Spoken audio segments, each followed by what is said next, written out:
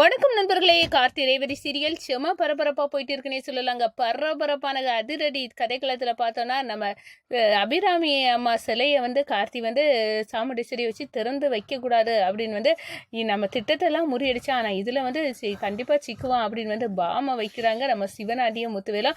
ஒரு கட்டத்தில் அதையெல்லாம் எடுத்து மாற்றிறாங்க நம்ம கார்த்தி. அதோட பார்த்தோன்னா மினிஸ்டரை வர வச்சு மினிஸ்டர் நம்ம சாமுண்டீஸ்வரியை நீங்கள் வாங்க, நீங்கள் உங்கள் கையால் தான் திறக்கணும் அப்படின்னு நம்ம சாமுண்டீஸ்வரியை கூட்டி அபிராமி சிலையை திறந்துறாங்க. ஒரு கட்டத்தில் அதிர்ச்சியாக நிற்கிறாங்கங்க நம்ம சந்திரகலா. இந்த டிரைவர் பையன் நம்ம திட்டத்தெல்லாம் முறியடிச்சுட்டான், இவன் விட்ட சவாலில் நம்ம தோத்துட்டோம், இப்போ என்ன பண்ண அப்படின்னு அரண்டு நிற்க நேரம் வாரியலை தூக்கி கொடுக்குறாங்க. பிடிங்க, இன்னையிலேருந்து இப்போ இந்த ஃபங்க்ஷன் முடிஞ்சதுலேருந்து நீங்கள் க்ளீன் பண்ண வேலையை உங்களுக்கு தான் அப்படின்னு அந்த இடத்துல இதை நீங்கள் பண்ணாட்டுனா அவங்க விட போகிறதில்ல. ஏற்கனவே அத்தை வீட்டில் முறவாசல் உங்கள் ஹஸ்பண்ட் செய்து துணியெல்லாம் துவைச்சார்ல, அதே மாதிரி பார்த்தோன்னா இப்போமோ நீங்கள் செய்யணும், செய்ய வைப்பேன் அப்படின்னு அந்த இடத்துல போடுறாங்க ஆர்டர். அதை பற்றி தான் இந்த வீடியோக்குள்ளே பார்க்க போகிறோம். அதுக்கு முன்னாடி சேனலுக்கு லைக் அண்ட் சப்ஸ்கிரைப் பண்ணுங்கள் ஃப்ரெண்ட்ஸ். பக்கத்தில் இருக்க பெல் ஐக்கானையும் கிளிக் பண்ணுங்கள். அப்போ தான் நான் போடுற ஒவ்வொரு வீடியோவும் நோட்டிஃபிகேஷனாக உங்களுக்கு கிடைக்கும். வாங்க ஃப்ரெண்ட்ஸ் வீடியோக்குள்ளே போகலாம். ஃபஸ்ட்டு எடுத்த உடனே பார்த்தோன்னா ஒரு சும்மா அதிரடியான பரபரப்பு கட்டம்னு சொல்லலாங்க. பரபரப்பான கட்டத்தில் தான் நம்ம பஜன்லால் சேட்டு எனக்கு ஒரு ஹெட் இருக்காரு, அவர் தான் உங்களுக்கு 50 கோடி ரூபாயை தரப்போறாரு அப்படின்னு சொல்லினோம். அப்படியா, அவரை பார்க்கணும், அவர் காருக்குள்ளே தான் இருக்காரு அப்படின்னு சொல்லினோம். மாமா நம்ம போய் அவங்க கதவு தூரத்தை திறந்து விடுவோம், நம்ம அப்படியெல்லாம் செய்தாதான் நம்ம மேலே ஒரு மதிப்பு வரும் அப்படின்னு நம்ம சந்திரகலா சிவனாண்டியை கூட்டிகிட்டு டோரை துறக்குறாங்க. பாருங்க, உள்ளுக்கு இருக்கிற நம்ம ராஜாவை பார்த்தோன்னா பேய் அறிஞ்சது கணங்க நிற்கிறாங்க. அடடா, இவனா அந்த பெரிய ஹெட்டு, இவன் விரிச்ச வரையில் நம்ம சிக்கிட்டோமே அப்படின்னு சந்திரா அந்த இடத்துல கூனி குறுகி போயிடறாங்க. என்னதுங்க 50 கோடி ரூபாய்க்கு வேணுமா?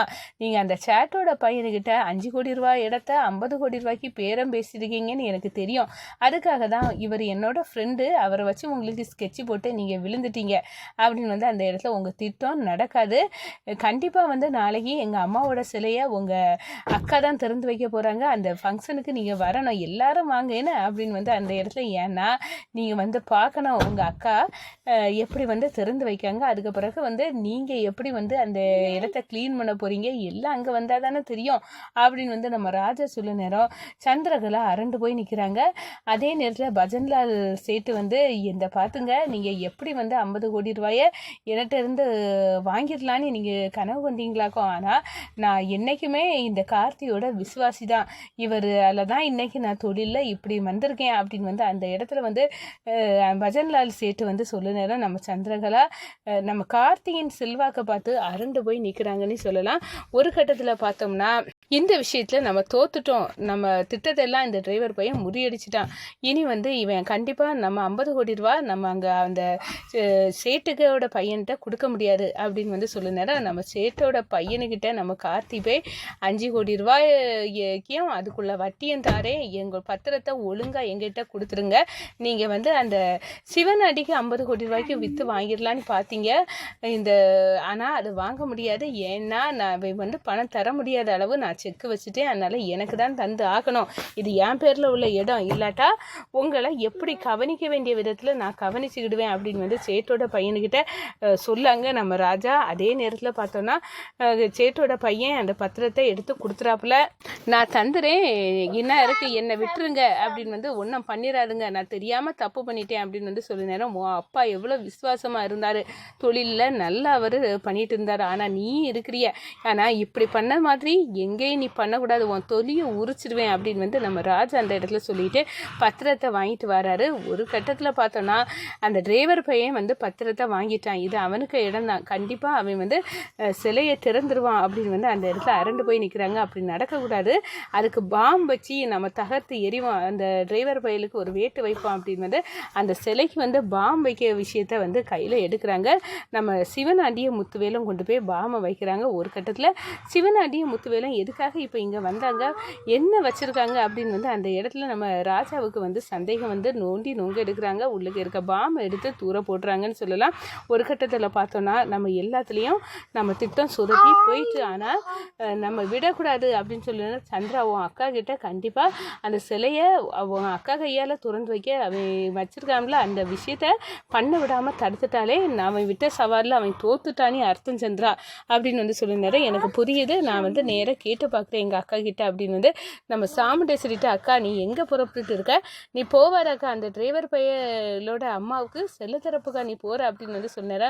சந்திரா நான் போகாட்டா பெரிய பிரச்சனை ஆயிடும், ஏன்னா சீஃப் மினிஸ்டர் வராங்க, அவங்க என்கிட்ட ஃபோனை போட்டு பேசுகிறாங்க, இதனால கட்சியில் பெரிய வந்து இப்போ செல்வாக்கு வருவான். அதே நேரத்தில் கட்சியில் மேலிடத்துல இதை வச்சு தான் பேசுகிறாங்க, சொந்த செலவில் அநாத ஆசிரமம் கட்டி இந்த ஊர் மக்களுக்கு இவ்வளோ சேவை செய்கிறானே அவனை பற்றி தான் ஃபுல்லாக பேசிகிட்டு இருக்காங்க. அப்படி இருக்க நேரம் அந்த டிரைவரை நம்ம சாதாரணமாக நினச்சோம், ஆனால் அவன் கண்டிப்பாக என்னை வச்சு அந்த சிலையை திறந்துருவான் போல் இருக்குது, ஏன்னா நான் இப்போ போயே ஆகணும், இல்லாட்டினா எனக்கு கட்சியில் மதிப்பு இருக்காது சந்திரா புரிஞ்சிக்க அப்படின்னு வந்து சொல்கிறாங்க. ஒரு கட்டத்தில் பார்த்தோன்னா நம்ம அக்காக்காரி என்ன சொன்னாலும் கேட்க மாட்டா போல் அந்த சிலையை திறந்துருவா அப்படின்னு வந்து அந்த இடத்துல அவ்வளோ கோவத்தோடு நம்ம சந்திரா இருக்க நேரம் நம்ம சாமுண்டேஸ்வரி போய் சேராங்க. சீஃப் மினிஸ்டர் வந்து வராங்க. ஒரு கட்டத்தில் பார்த்தோன்னா என்ன சாமுண்டேஸ்வரி இப்படி ஒரு மருமகன் உங்களுக்கு கிடைக்கிறதுக்கு நீங்கள் கொடுத்து வச்சுருக்கணும், இந்த காலத்தில் சொந்த அம்மாவுக்கு சோறு போடாத உலகம், ஆனால் இங்கே அநாத இல்லம் தொடங்கி எல்லாத்துக்கும் சாப்பாடு வயிறு நிறைய போட போகிறாரு, அதுவும் இல்லாமல் ஏகப்பட்ட வேலை பண்ண போகிறாரு. இங்கே வந்து பார்த்தோன்னா இந்த தன்னோட அம்மாவுக்காக இவர் செய்கிற விஷயங்கள் எல்லாம் பார்த்தா இந்த காலத்தில் அம்மா சிலையை யார் வந்து திறந்து வைப்பா, ஆனால் இங்கே அவர் அம்மா மேலே இருக்க பாசத்தை இது வெளிக்காட்டுது. இப்படி ஒரு நல்ல மனுஷன் உங்கள் மகளுக்கு வந்து கணவராக கிடச்சிருக்கிறது நீங்கள் கொடுத்து வச்சுருக்கணும் அப்படின்னு வந்து அந்த இடத்துல சொல்லிக்கிட்டு, என்ன பார்க்குறீங்க நீங்களும் வாங்க சாமுண்டேஸ்வரி, இந்த சிலையை நம்ம ரெண்டு பேரும் சேர்ந்தே திறந்து வைப்போம் அப்படின்னு வந்து அந்த இடத்துல சீஃப் மினிஸ்டர் நம்ம சாமுண்டேஸ்வரியை வந்து கூப்பிட்றாங்க. ஒரு கட்டத்தில் அவங்க பேச்சை வந்து தட்ட முடியலை, நம்ம சாமுண்டேஸ்வரி போய் வந்து திறந்து வைக்கிறாங்க. என்ன பார்க்குறீங்க, உங்கள் அக்கா தான் வந்து நான் விட்ட சவாலில் ஜெயிக்க வச்சுட்டாங்க, ஏன்னா அவங்க கையால் வந்து சிலையை வந்து திறந்துட்டாங்க. இப்போ நீங்கள் சொன்ன வாக்கு எனக்கு கொடுத்தது ஞாபகம் இருக்குல்ல, இன்னையிலேருந்து இந்த சிலையை வந்து க்ளீன் பண்ண வேலை, சுத்தம் பண்ண வேலை எல்லாமே உங்களுக்கு தான், தப்ப முடியாது. ஏற்கனவே உங்கள் புருஷன் ஒருக்கா அத்தைக்கிட்ட முறவாசல் செய்ய சவாலை விட்டு அவன் வந்து இங்கே வந்து துணியெல்லாம் துவச்சி முறவாசல் பண்ணினது ஞாபகம் மறந்துட்டா, இப்போது அதே மாதிரி நீங்கள் இந்த இடத்த தூய்மை பண்ணாட்டா உங்களுக்கு நான் வந்து சரியான நெத்தி அடி கொடுப்பேன், நான் எப்படி செய்ய வைப்பேன்னு உங்களுக்கு தெரியும், இவ்வளோ பண்ண தெரிஞ்ச எனக்கு இது பண்ண தெரியாதா என்ன அப்படின்னு வந்து அந்த இடத்துல நம்ம சந்திரகலாவை பார்த்து நம்ம ராஜா வந்து கேட்க நேரம் அப்படியே பேரஞ்சு போல் நிற்கிறாங்க நம்ம சந்திரகலா. அதோட நம்ம சிவனாண்டி, இந்த டிரைவர் பைலட்டை நீ எந்த வாக்கு கொடுக்கறதுக்கு முன்னாடியோ ஒரு 1க்கு 2 யோசிக்க மாட்டிய சந்திரா, இப்படி வாக்கு கொடுத்து சிக்கிட்டிய, இப்போ இது நம்மளுக்கு ஏற்பட்ட அவமானம் அப்படின்னு வந்து அந்த இடத்துல வந்து இன்னைக்கு சொல்ல நேரம் நம்ம சந்திரா வந்து அப்படியே இதெல்லாம் என் அக்கா காரியால் வந்தது, என் அக்கா காரியை சாதாரணமாக நினச்சிட்டேன், ஆனால் அவள் இவ்வளோ மாப்பிள்ளைக்காண்டி நான் தோற்று போயிடுவேன்னு சொன்ன பிறகு கூட என் பேச்சை கேட்காம அவள் தானே சிலையை திறந்த அடுத்த அடி வந்து என் அக்கா காரிக்கு தான் அப்படின்னு வந்து அந்த இடத்துல கொந்தளிக்கிறாங்க நம்ம சந்திரா.